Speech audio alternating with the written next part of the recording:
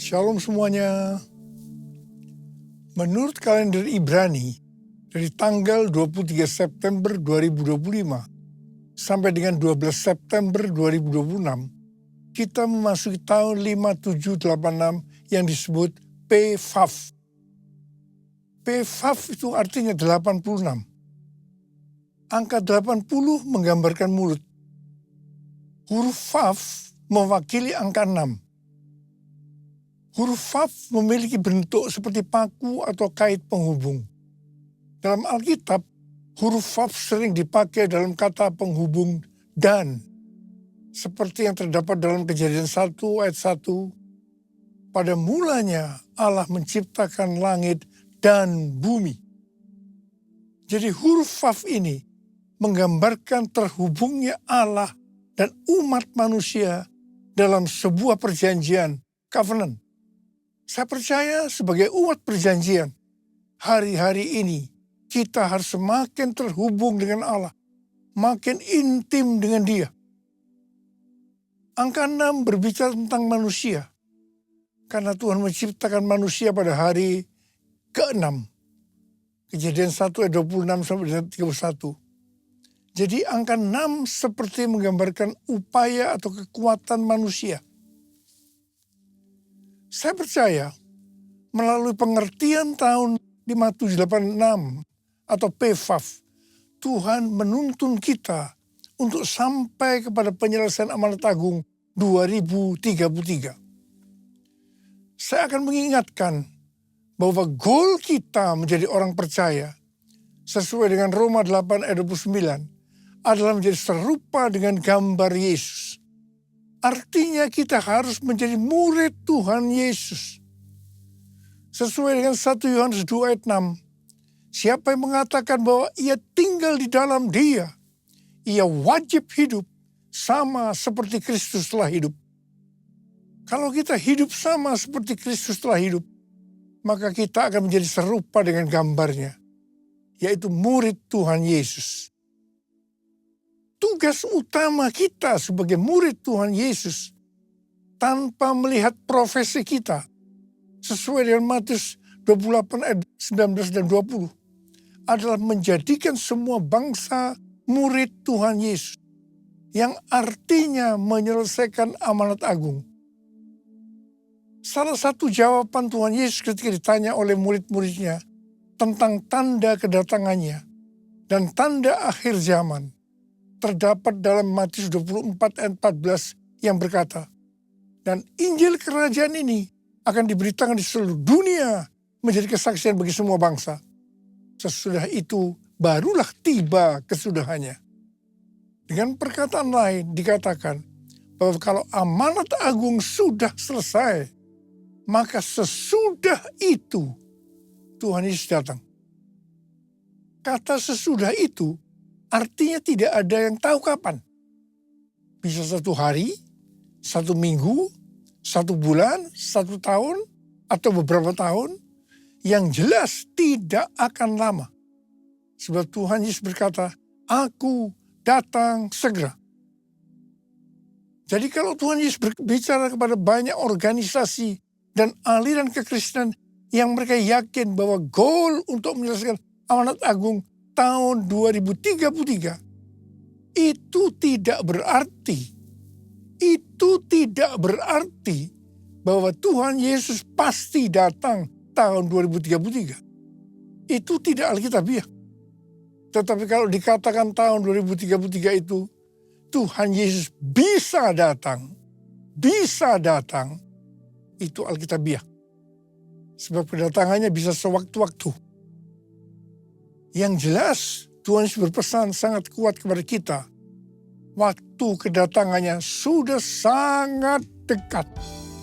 Kita harus makin sungguh-sungguh dengan Dia.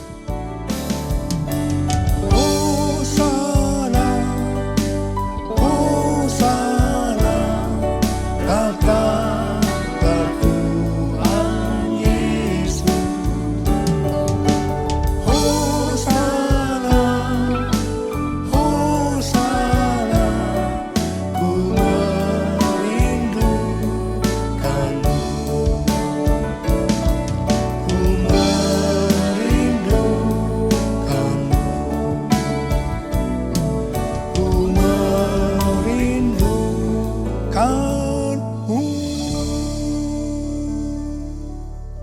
sampai tahun 2033, Tuhan Yesus terus menuntun kita melalui tahun 5786 atau PFAF.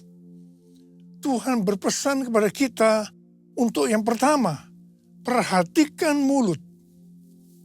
Angka 80 menggambarkan mulut. Memasuki PFAF atau 86, kembali Tuhan mengingatkan tentang mulut. Mulut harus dipakai untuk lebih banyak memperkatakan hal-hal surgawi ketimbang tentang hal-hal duniawi. Mulut kita harus dipakai untuk memuliakan Tuhan, menjauh dari segala kejahatan, dan saling membangun. Efesus 4 ayat 29 berkata, janganlah perkataan kotor keluar dari mulutmu, tetapi pakailah perkataan yang baik untuk membangun, di mana perlu, supaya mereka yang mendengarnya beroleh anugerah. Tuhan Yesus berkata dalam Matius 12 ayat 36 dan 37. Aku berkata kepadamu, setiap kata gegabah yang diucapkan orang akan dipertanggungjawabkannya pada hari penghakiman. Sebab menurut ucapanmu engkau akan dibenarkan, dan menurut ucapanmu pula engkau akan dihukum. Saya ingatkan bahwa kita harus berhati-hati dengan mulut kita. Juga dengan apa yang kita ketik. Apakah itu hoax atau ujian kebencian, supaya jangan kita dihukum. Tuhan Yesus mengingatkan dalam Yohanes 8 ayat 43 dan 44. Supaya jangan berdusta. Iblis adalah pendusta. Dan bapa dari segala dusta. Jadi kalau kita sering berdusta, itu berarti bapak kita adalah iblis. Orang yang sering berkata bohong, dia akan terus berbohong untuk membuat ceritanya sepertinya benar dan masuk akal. Orang yang seperti ini akan berurusan dengan Tuhan. Hati-hati. Saya berdoa agar kita menanggalkan dusta, supaya kita hidupnya berkenan kepada Tuhan. Hal ini juga sesuai dengan Mazmur 34 ayat 13 sampai dengan 15. Siapa di antaramu yang mencintai hidup dan mendambakan hari-hari penuh kebahagiaan? Jagalah lidahmu dari yang jahat dan bibirmu dari ucapan yang menipu. Jauhilah yang jahat dan lakukanlah yang baik. Carilah perdamaian dan raihlah dia. Ada kalanya Tuhan menghendaki agar kita berdiam diri. Berpuasa berbicara sebagai tindakan penguasaan diri. Ini juga adalah bagian dari strategi peperangan rohani. Ingat waktu bangsa Israel menghancurkan tembok Yerikho. Saya akan mengajak kita semua berjanji di depan Tuhan untuk memakai mulut kita untuk kemuliaan Tuhan. Mulutku penuh dengan pujian kepadamu ya Yesus Tuhan. Sepanjang hari ku beri penghormatan kepadamu ya Allahku. Kepadamu ya Allahku. Huruf Vav yang mewakili angka 6 memiliki bentuk seperti paku atau kait penghubung. Huruf Vav ini menggambarkan terhubungnya Allah dengan umat manusia melalui Tuhan Yesus Kristus. Jadi supaya manusia terhubung dengan Allah, artinya manusia mendapatkan keselamatan, Tuhan Yesus harus mati dengan penderitaan yang luar biasa. Betapa baiknya Tuhan Yesus. 1 Korintus 6 ayat 19 dan 20 berkata, atau tidak tahukah kamu bahwa tubuh kamu semua adalah bait Roh Kudus yang tinggal di dalam kamu, roh yang kamu peroleh dari Allah, dan bahwa kamu bukan milik kamu sendiri, sebab kamu telah dibeli dan harganya telah lunas dibayar. Karena itu muliakanlah Allah dengan tubuhmu. Keselamatan yang kita peroleh adalah karena kasih karunia Allah, bukan karena perbuatan baik kita yang kita responi dengan kita beriman kepadanya. Pada saat kita percaya kepada Tuhan Yesus sebagai Tuhan dan Juru Selamat kita, maka Roh Kudus masuk ke dalam hati kita. Harap diperhatikan, tubuh kita ini bukan milik kita sendiri. Tubuh ini miliknya Tuhan Yesus. Karena Tuhan Yesus telah membeli kita dari penguasa kita yang lama, yaitu iblis. Tuhan Yesus membeli kita dengan darahnya, dengan nyawanya, dan harganya telah lunas dibayar. Tuhan Yesus membeli kita dari tuan kita yang lama, dengan harga yang sangat mahal, yaitu dengan darahnya, nyawanya. Dan keselamatan yang Tuhan Yesus sediakan bagi kita diberikan secara cuma-cuma. Melalui kasih karunia. Bukan karena perbuatan baik kita. Asal kita beriman kepadanya. Menerima Yesus sebagai Tuhan dan Juru Selamat kita. Tuhan Yesus berpesan, muliakanlah Allah dengan tubuh. Jangan ada yang berkata, mulut-mulut saya sendiri, tangan-tangan saya sendiri, uang-uang saya sendiri. Saya bisa mempergunakan semua sesuai kemauan saya sendiri. Ini tidak benar. Sekali lagi saya mau katakan, tubuh ini bukan milik kita sendiri, tetapi miliknya Tuhan Yesus. Muliakanlah Allah dengan tubuh. It's all about you. It's all about you. It's all about you, Jesus. It's all about you. It's all about you. It's all about you, Jesus. Huruf Vav yang mewakili angka 6 berbicara juga tentang manusia. Karena Tuhan menciptakan manusia pada hari ke-6. Jadi angka 6 dapat menggambarkan upaya atau kekuatan manusia. Dalam Yakobus 4 ayat 6 dikatakan, Allah menentang orang yang congkak, tetapi memberi anugerah kepada orang yang rendah hati. Orang yang sombong atau congkak itu artinya orang yang tidak memiliki kasih.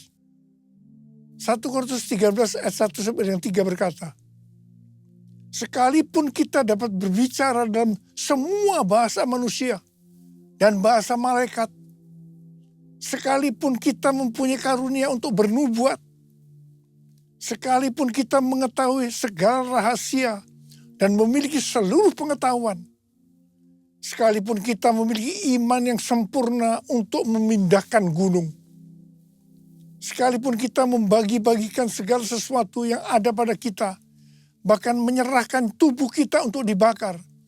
Tetapi jika tidak memiliki kasih, kita sama sekali tidak berguna. Bukan rahasia lagi, kejatuhan kita termasuk hamba-hamba Tuhan dikarenakan kesombongan. Pada suatu hari, hamba Tuhan yang adalah rekan saya yang dipakai Tuhan datang kepada saya bercerita tentang penyakit yang dideritanya. Sudah berbulan-bulan dia mengalami tekanan dalam hidupnya. Waktu dia bercerita kepada saya, tiba-tiba Tuhan berbicara kepada saya untuk disampaikan kepada teman saya. Saya bilang, kalau kita mau dipakai Tuhan dengan lebih dahsyat, maka kita harus dilemahkan. Dia memandang saya. Dan sambil menunjuk kepada saya, dia berseru dengan suara keras, yes, yes, yes. Ini berarti dia sudah mendapat jawabannya. Sebetulnya kata-kata yang Tuhan berikan kepada saya, ini adalah pengalaman dari Rasul Paulus. Kesaksian Rasul Paulus dalam 2 Korintus 12 ayat 1 sampai dengan 10. Bahwa dia diangkat ke surga tingkat 3 atau Firdaus. Dia mendengarkan kata-kata yang tidak terkatakan, yang tidak boleh diucapkan manusia. Ini pernyataan yang luar biasa. Supaya jangan sombong dengan pengalaman yang luar biasa ini. Dia diberi duri dalam daging. Yaitu utusan iblis yang menghantam dia. Rasul Paulus sudah 3 kali minta kepada Tuhan untuk dilepaskan dari ini. Namun jawaban Tuhan, cukuplah anugerahku bagimu. Sebab justru dalam kelemahanlah kuasaku jadi sempurna. Rasul Paulus menerima dengan rela untuk dilemahkan. Dia bilang, aku senang dan rela dalam kelemahan.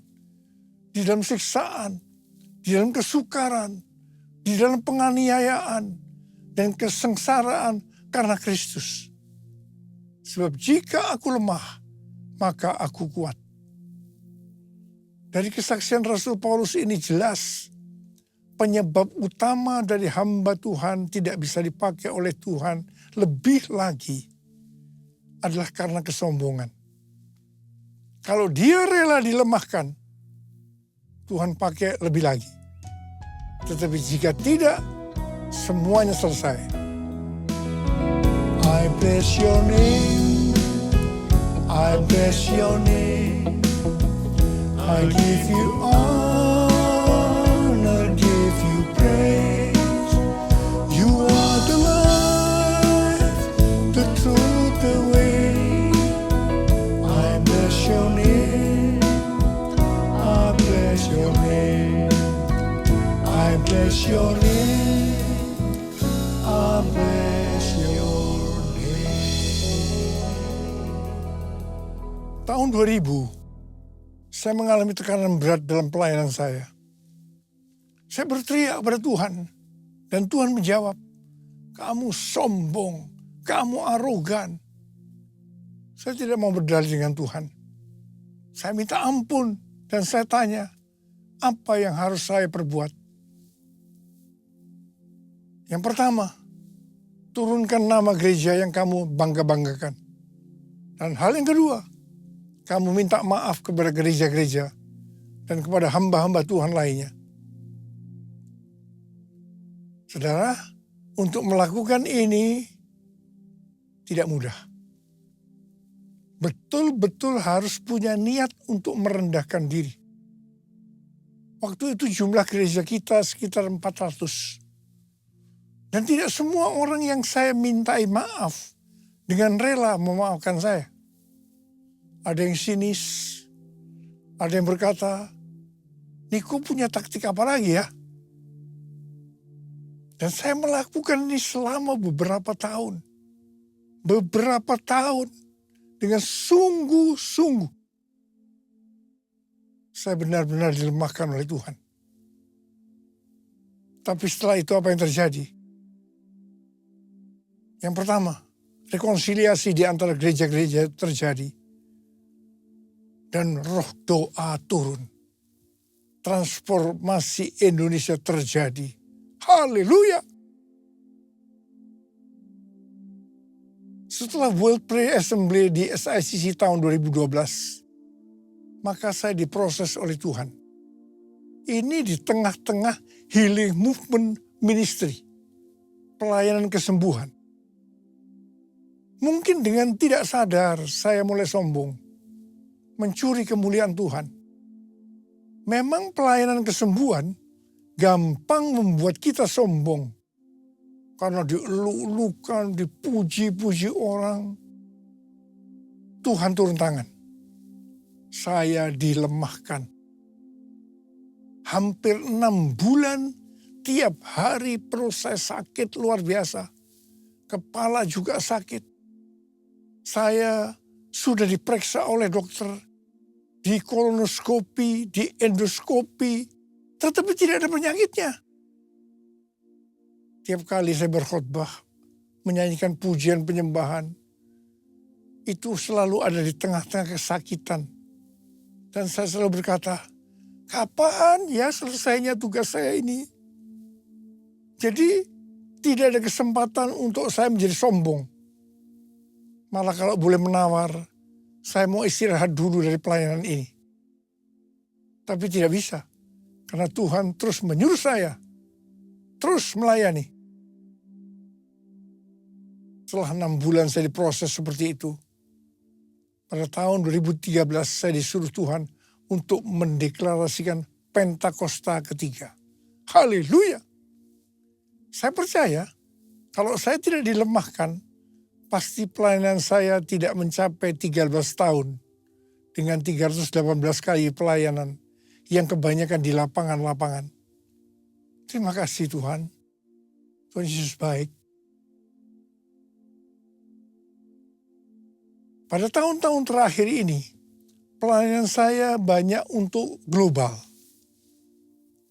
Seperti yang Tuhan katakan, gerakan Pentakosta ketiga ini dimulai dari timur ke barat dan kembali ke Yerusalem.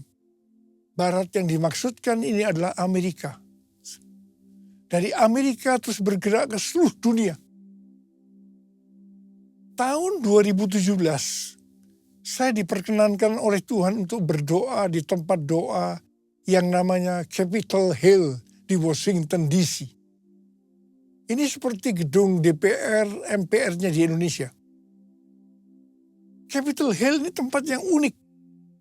Karena setiap kali Presiden Amerika yang terpilih pada saat pelantikannya, tempatnya di balkon di Capitol Building. Untuk menuju balkon itu harus melewati tempat doa Capitol Hill ini. Dengan dipimpin oleh istri senator senior, kami 8 orang diperkenankan berdoa. Pada saat berdoa, Ibu Christina Fargnimela mendapat penglihatan. Dia melihat ada kapal pesiar yang besar. Dan dia melihat di pantai ada saya pakai dasi kupu. Tetapi yang menarik, Ibu Christina melihat saya sangat kecil. Jadi kalau saya mengarahkan tangan saya ke kapal itu untuk ke kanan, maka kapal itu akan ke kanan. Kalau saya mengarahkan untuk ke kiri, maka kapal itu ke kiri. Tuhan memberi pengertian bahwa kapal itu berbicara tentang Amerika. Saya diberi tugas untuk mengarahkan Amerika untuk kebangunan rohani. Saya diperkenankan mengarahkan arah kapal itu selama saya kecil. Dengan berjalannya waktu, saya tidak sadar Niko yang kecil tadi berubah menjadi besar. Saya tidak sadar karena diberi pengertian kalau saya terkenal besar, orang akan lebih mudah menerima arahan saya. Sebagai informasi, saya diberi penghargaan dalam tanda petik lewat Amerika, jumlahnya 11 macam penghargaan. Saya mungkin tidak sadar bahwa ini membuat saya, kepalanya ikut jadi besar. Penghargaannya tidak salah. Yang salah adalah saya dalam merespon penghargaan itu. Akhirnya Tuhan turun tangan. Saya harus dilemahkan supaya menjadi kecil. Ini prosesnya. Hari Jumat tanggal 22 Agustus 2025, Ketua Umum dan Ketua 1 Joseph Gad datang ke Sentul menemui saya, yang salah satunya mengingatkan saya harus hadir tanggal 23 September 2025 di Amerika untuk peresmian Joseph Gad Niko Nyoto Raharjo Global Prayer Center. Saat itu kondisi saya sudah kurang baik. Hari Sabtu tanggal 23 Agustus 2025, saya lemas dan jatuh disebabkan karena NaCl atau garam natrium saya rendah. Saya masuk rumah sakit, tetapi puji Tuhan, karena kemurahan Tuhan, saya tidak mengalami cedera. Tindakan saya yang pertama, saya datang kepada Tuhan. Minta ampun. Dan kemudian saya minta, mohon tuntunan Tuhan. Dan ini tuntunan Tuhan pada saya waktu itu. Yang pertama, saya disuruh membatalkan ke Amerika. Yang kedua, saya disuruh menurunkan nama Niko Nyoto Raharjo di Global Prayer Center Church of God. Karena itu akan mencuri kemuliaan Tuhan. Dan yang ketiga, saya juga disuruh membatalkan pelayanan-pelayanan besar lainnya. Saya bilang sama Tuhan, Bapak, saya akan taat.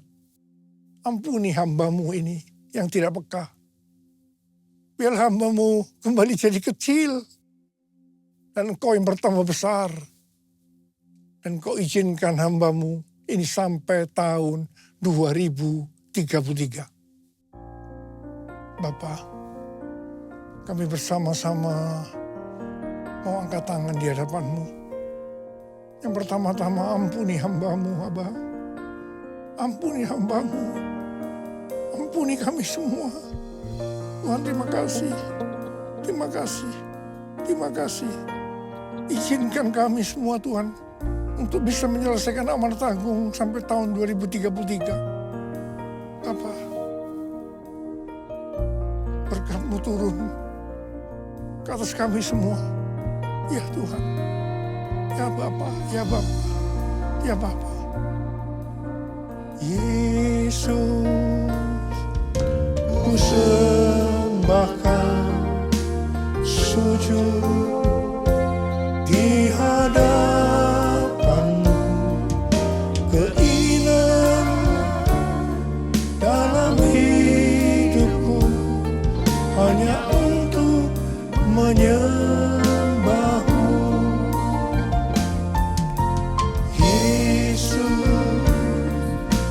Sembahkan sujud di hadapan-Mu, keinginan dalam hidupku hanya untuk menyembah-Mu, hanya untuk menyembah.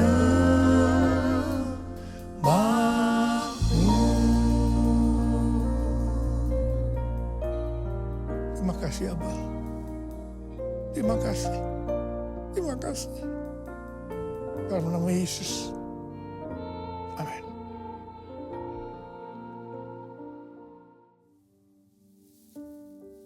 Kita akan masuk dalam perjamuan kudus. Kita akan mengingat ayat ini. Sebab setiap kali kamu makan roti ini dan minum cawan ini, kamu memberitakan kematian Tuhan sampai Ia datang. Perjamuan kudus adalah perjamuan Tuhan Yesus sendiri. Setiap kali kita masuk dalam perjamuan kudus, Tuhan Yesus selalu berkata, biarlah ini menjadi peringatan akan daku. Karena itu mari, arahkan hati kita kepada kebaikan Tuhan. Kita akan mengingat kebaikan Tuhan. Supaya kita lebih mengasihi Tuhan Yesus. Supaya kita lebih mengasihi satu dengan yang lain. Mari tundukkan kepala. Tuhan, siapakah kami ini sebelum kami mengenal Engkau? Kami semua orang berdosa. Upah dosa adalah maut, mati. Tapi Engkau yang tidak berdosa telah dijadikan dosa oleh karena kami. Kau harus turun dari sorga mulia. Mati ganti kami dengan penderitaan yang luar biasa. Sungguh kalau kau pikirkan betapa baiknya Engkau ya Abah. Itu Engkau ya Abah. Kau jadikan kami sebagai anak-anak-Mu. Kau tuntun, kau bela, kau tegur kalau kami salah. Kau ampuni kami ya Tuhan. Terima kasih buat semuanya. Terima kasih, terima kasih. Tuhan akan memberkati kita melalui perjamuan kudus. Tapi Tuhan mau kita makan dan minum dengan cara yang benar. Karena itu kita harus introspeksi. Mari lihat sekali lagi. Kita akan lihat keadaan diri kita masing-masing. Kalau ada dosa yang Tuhan ingat, kita langsung datang. Minta ampun. Minta ampun. Supaya diberkati oleh Tuhan. Ampuni kami Tuhan. Ampuni. Makasih Abah. Kami akan masuk dalam perjamuan kudus dengan hati yang penuh ucapan syukur. Dalam nama Yesus kami berdoa. Amin. Mari. Angkat roti di tangan kanan kita tinggi-tinggi. Sebab apa yang telah kuteruskan kepadamu telah aku terima dari Tuhan. Yaitu bahwa Tuhan Yesus pada malam waktu ia diserahkan mengambil roti. Dan sesudah itu ia mengucap syukur atasnya. Ia memecah-mecahkannya dan berkata, inilah tubuhku yang diserahkan bagi kamu. Perbuatlah ini menjadi peringatan akan aku. Saudara kasih Tuhan, bukankah roti yang kita pecah-pecahkan ini adalah persekutuan kita dengan tubuh Kristus? Mari kita makan dalam nama Yesus.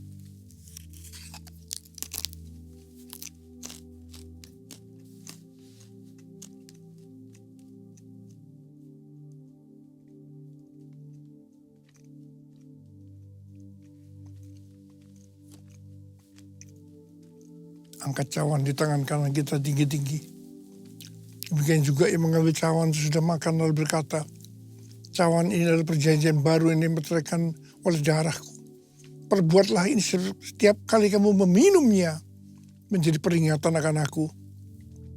Saudara yang dikasih Tuhan, bukankah cawan pengucapan syukur yang atasnya kita ucapkan syukur adalah persekutuan kita dengan darah Yesus? Mari kita minum dalam nama Yesus.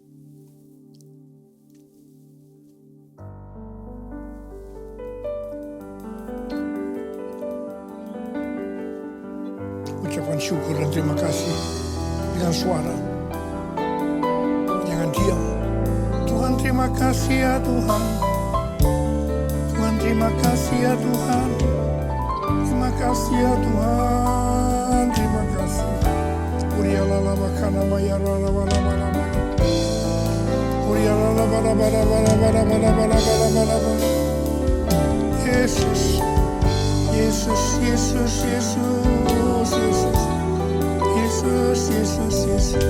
Oh, rabala. Maria bala.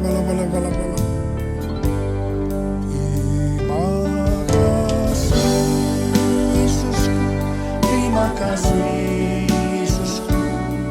Puji syukur hanya bagi Tuhanku.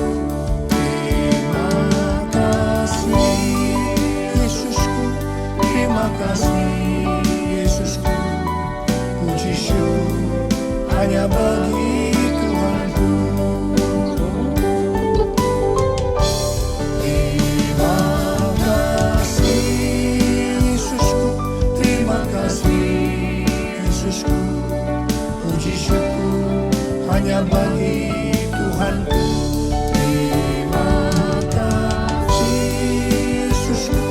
Terima kasih Yesusku, puji syukur hanya bagi Tuhanku.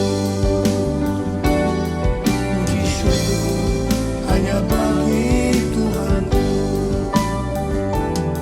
Puji syukur hanya bagi Tuhanku.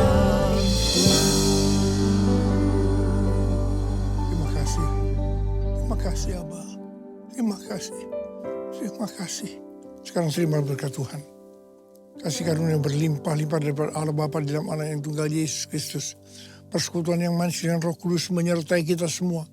Mulai hari ini sampai Tuhan Yesus datang menjemput kita di awan-awan. Dan bahkan sampai selama-lamanya.